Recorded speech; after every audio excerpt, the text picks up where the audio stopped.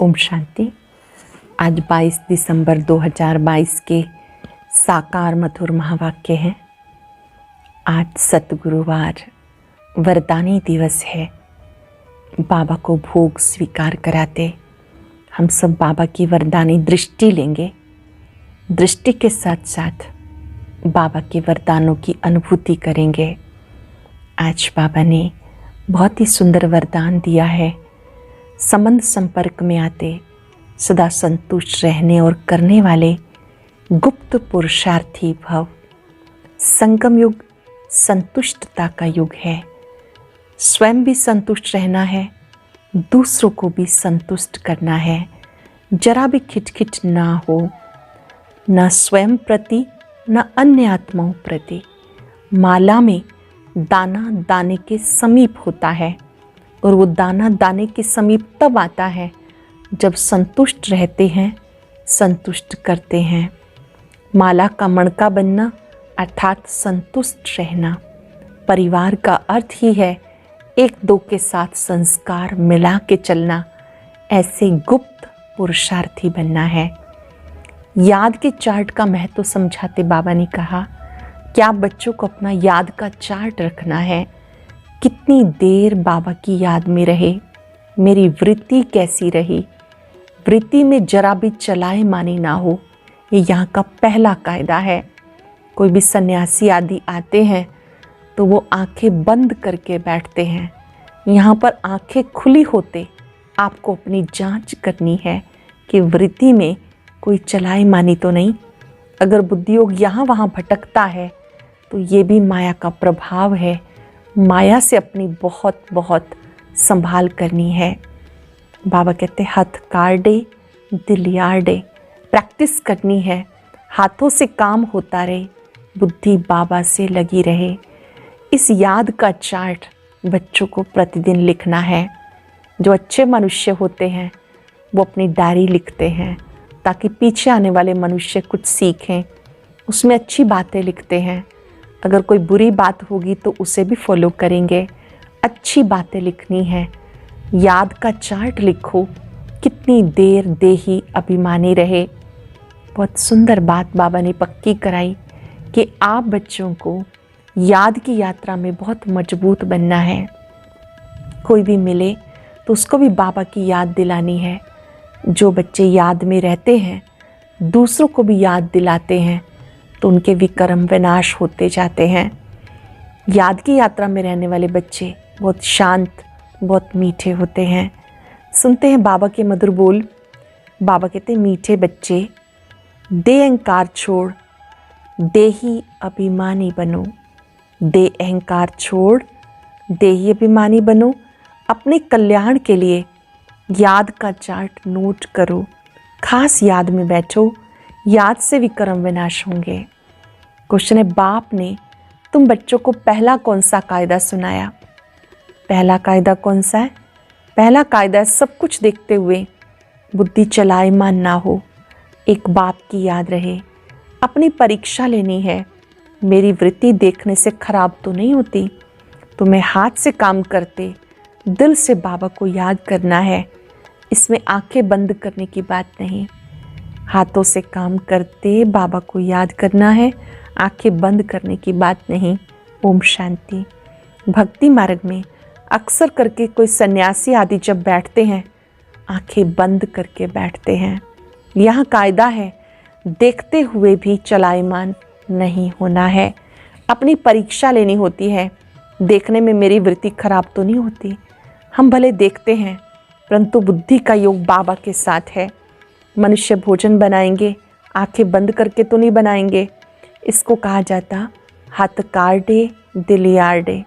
कर्म इंद्रियों से काम लेते रहो परंतु याद बाप को करो। जैसे स्त्री पति के लिए भोजन बनाती है, हाथ से काम करती रहेगी, बुद्धि में रहेगा मैं पति के लिए भोजन बनाती हूँ। तुम बच्चे बाप की सर्विस में हो। बाबा कहते बच्चे मैं तुम्हारा ओबीडियंट सर्वेंट हूँ। बच्चों को अर्थात आत्माओं को समझाएंगे ना। आत्मा कहेगी स्वीट फादर, आप जो हमें ज्ञान योग सिखाते हो हम उस सर्विस में ही बिजी हैं। आप जो हमें ज्ञान योग सिखाते हो हम उस सर्विस में बिजी हैं। और आपने डायरेक्शन दिया ग्रस्त व्यवहार में रहते, काम करते, घड़ी घड़ी मुझे याद करते रहो। तुम रेगुलर याद कर नहीं सकते, कोई कहे 12 घंटे याद करते हैं, परंतु नहीं, माया घड़ी घड़ी बुद्धियोग जरूर हटाएगी।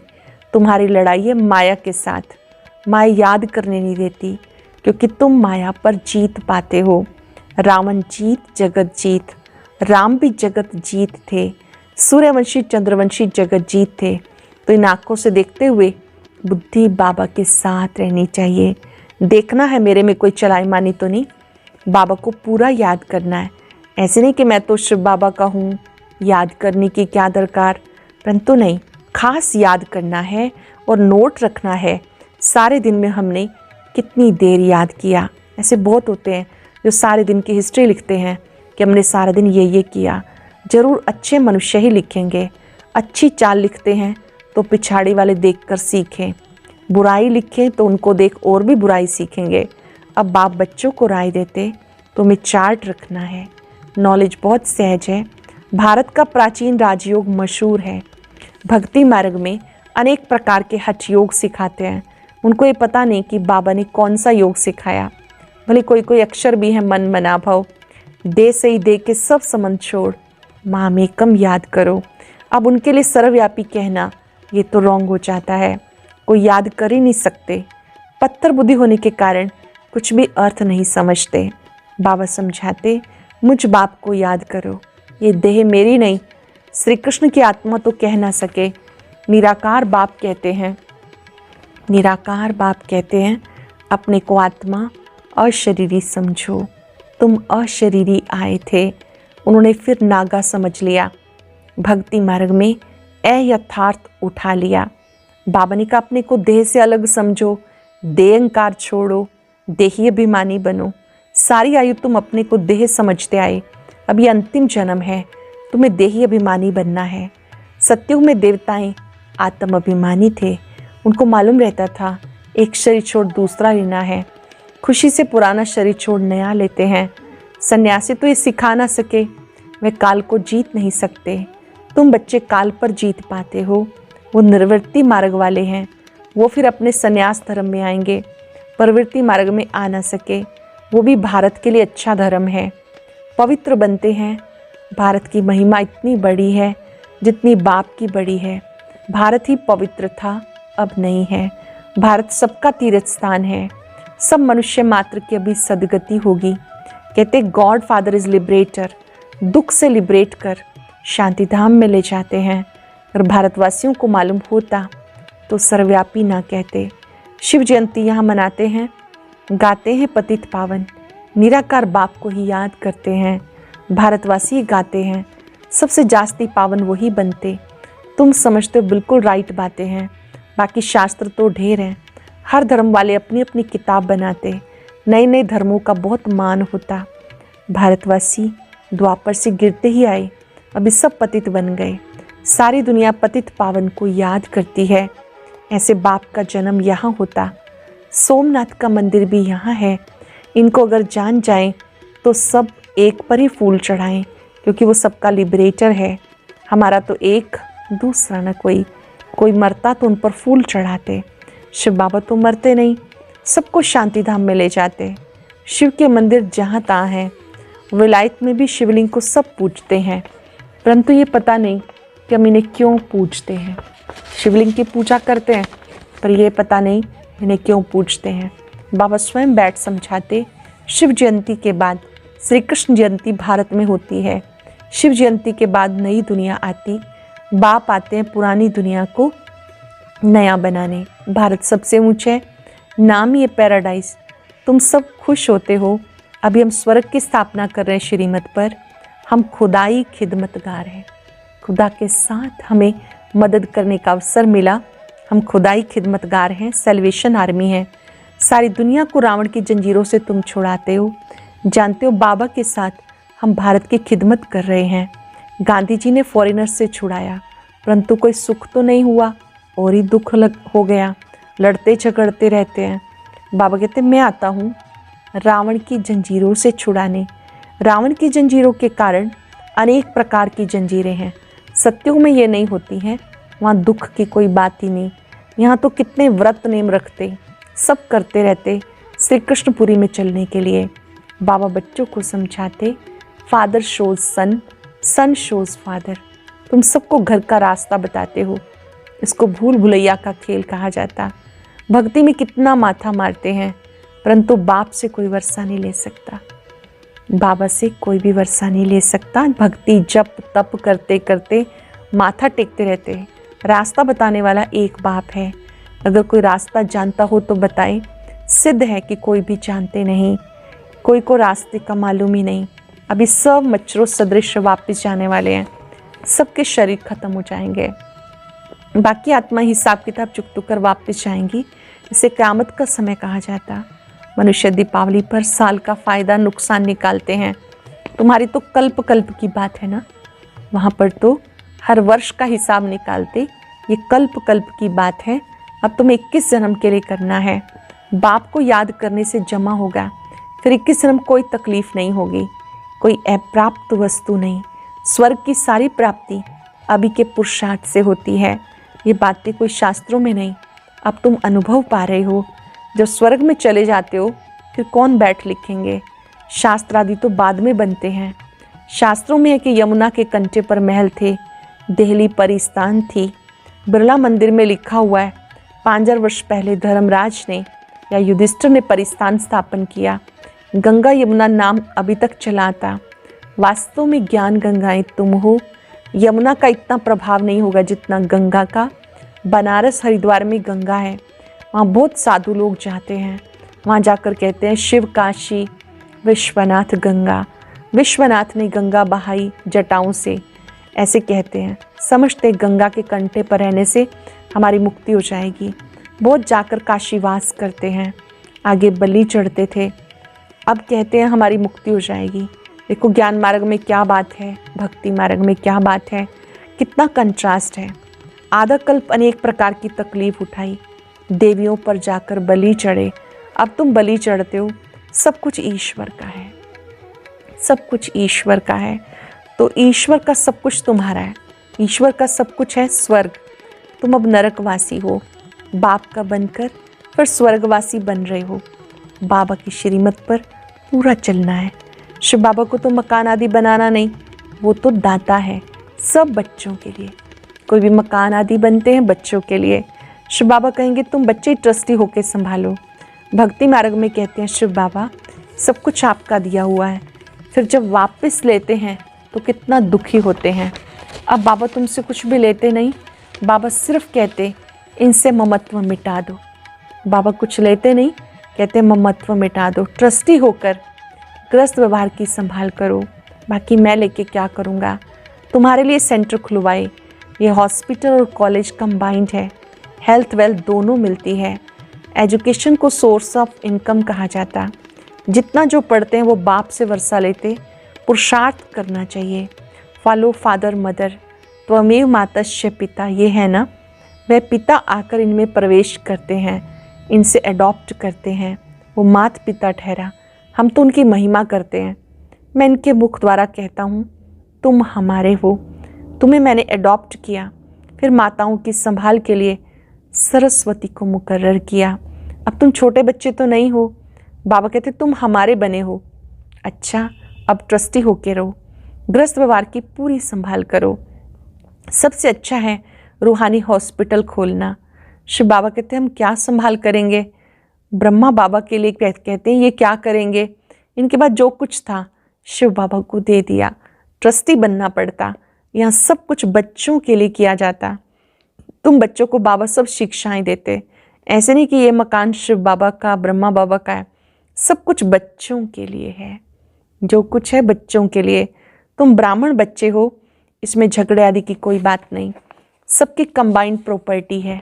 इतने सब ढेर बच्चे हैं, पार्टीशन कुछ हो ना सके, गवर्नमेंट भी कुछ कर ना सके, ये ब्राह्मण बच्चों का है। सब मालिक हैं, सब बच्चे हैं। कोई गरीब कोई साहूकार, यहाँ सब आके रहते हैं, कोई की प्रॉपर्टी नहीं।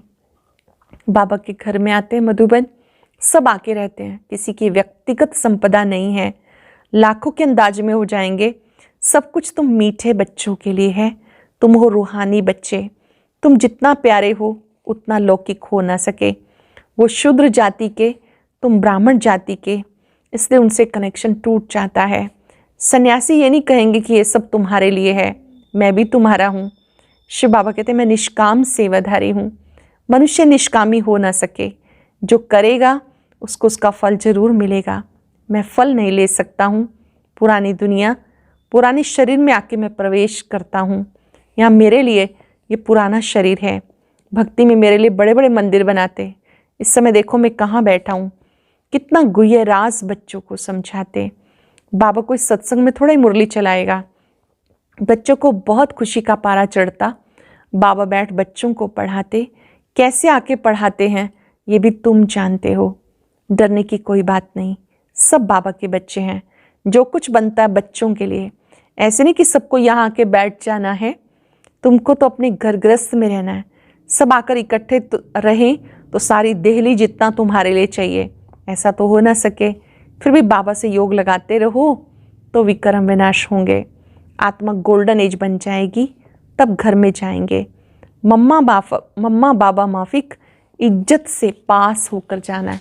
जैसे हमारे मम्मा बाबा पुरुषार्थ करते हैं, ऐसे ही इज्जत से पास होके जाना। अच्छा, मीठे मीठे सिक्के लगे बच्चों प्रति माता पिता बाप दादा का याद प्यार। Good morning. रूहानी बाप की रूहानी बच्चों को नमस्ते। रूहानी बच्चों की रूहानी बाप दादा को नमस्ते। Good morning. शुक्रिया बाबा, शुक्रिया। धारणा के लिए सार। पहले पॉइंट है, श्रीमत पर खुदाई खिदमतगार बनना है। बाप का शो करने के लिए सबको घर का रास्ता बताना है। ट्रस्टी होकर सब कुछ संभालना है। किसी में भी ममत्व नहीं रखना। माता पिता के माफिक इज्जत से पास होना है। ट्रस्टी होकर सब संभालना है, किसी में ममत्व नहीं रखना। माता पिता के माफिक इज्जत से पास होना है। बहुत सुंदर वरदान। संबंध संपर्क में आते सदा संतुष्ट रहने और करने वाले गुप्त पुरुषार्थी भव। संबंध संपर्क में आते सदा संतुष्ट रहने और संतुष्ट करने वाले गुप्त पुरुषार्थी भव। संगम युग संतुष्टता का युग है। यदि संगम पर संतुष्ट नहीं रहेंगे तो कब रहेंगे? इसलिए स्वयं में किसी प्रकार की खिटखिट हो, ना दूसरों के साथ संपर्क में आने में खिटखिट हो। माला बनती तब है जब दाना दाने के संपर्क में आता है। इसलिए संबंध संपर्क में सदा संतुष्ट रहना और संतुष्ट करना, तब माला के मणके बनेंगे। संतुष्ट रहेंगे और करेंगे तब माला के मणके बनेंगे। परिवार का अर्थ है सदा संतुष्ट रहने और संतुष्ट करने वाले। परिवार का बहुत सुंदर अर्थ है संतुष्ट रहने वाले और संतुष्ट करने वाले। इस लोगों ने पुराने स्वभाव संस्कार के वंश का भी त्याग करने वाले ही सर्वंश त्यागी हैं। पुराने स्वभाव संस्कार के वंश का भी त्याग करने वाले सर्वंश त्यागी हैं। आज बाबा के वरद हस्त को अपने सिर पर अनुभव करते महसूस करेंगे उस हाथ से बहुत लाइट्स निकल रही हैं। मैं गुप्त पुरुषार्थी हूँ। मेरा कर्तव्य है संतुष्ट रहना, संतुष्ट करना। संगम युग सर्वश्रेष्ठ युग है। सदा संतुष्ट रहने का युग। ये वो युग है जहां पूरे कल्प की कमाई जमा करते हैं, जहां पूरी माला तैयार होती है। माला की सुंदरता मणका मणके के समीप हो। ये समीपता संतुष्टता से आती है। संतुष्ट रहना, संतुष्ट करना, ये मेरा उद्देश्य है। मैं गुप्त पुरुषार्थी हूं, सदा संतुष्ट रहने वाला, सबको संतुष्ट करने वाला।